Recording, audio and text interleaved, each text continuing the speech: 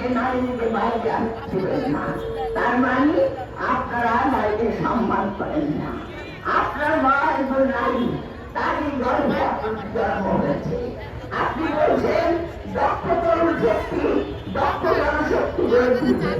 কিভাবে করবেন? যার মধ্যে সেই জনশক্তি, সেই যুব সমাজ, সেই ছাত্র সমাজকে মায়ের সেই মা যদি প্রয়োগ করে থাকে, আপনারা এসব বড় বড় কথা আপনারা প্রচারের জন্য বলে বেড়াচ্ছেন। পাঞ্জাবের জগতে একটি বিশ্বস্ত নাম শাবাব এথনিক ওয়্যার। আপনাদেরকে বলে রাখতে হবে, এদেশের মা বাংলাদেশের সম্পদ। আমরা জানি বিএনপি হল নারীবান্ধব দল। যে কারণে নারীরা বিএনপিকে ভালোবাসে।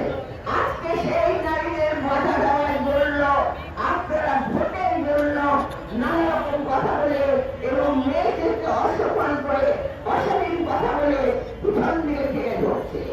আমি শুধু বলতে চাই, আজকে যে সাইবার মলিন হচ্ছে, আজকে যে বিভিন্ন জায়গায় সহিংসতা হচ্ছে, আমার শুধু একটা কথা মনে পড়ছে, এই যে 17 বছর আমরা যখন মেয়েদের অপহরণ, মেয়েদের ধর্ষণ ছিল, তার মানে কি আপনারা তাদের সাথে যুক্ত ছিলেন?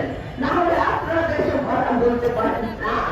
তাই আমি বলতে চাই, বাংলাদেশ নারী ও পুরুষ সমান, সমান অধিকার যেমন সংবিধানে আছে, সমান অধিকার প্রতিটি রাজনৈতিক দলে আছে।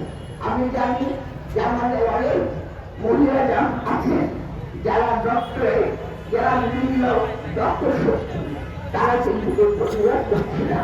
আমাদের মাথা লজ্জায় লজ্জিত হচ্ছে এই কারণে, যে কোনো নারী স্বাভাবিক ইস্যুতে আমরা যদি নারীরা ঐক্যবদ্ধ হয়ে প্রতিবাদ না করতে থাকি, তাহলে এই নারী সমাজকে বারে বারে কিছু করে ধরবে, আমরা কিছু করতে পারবো না।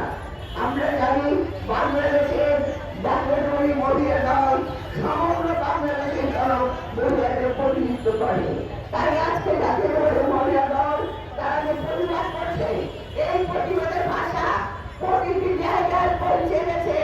তাকে আগামী 12 তারিখে আপনারা যে আশা করছেন মেয়েদেরকে পিছিয়ে দেবে, ঘর অন্ধকারে নিয়ে যাবে, সেটা আমাদের পক্ষে সম্ভব হবে না।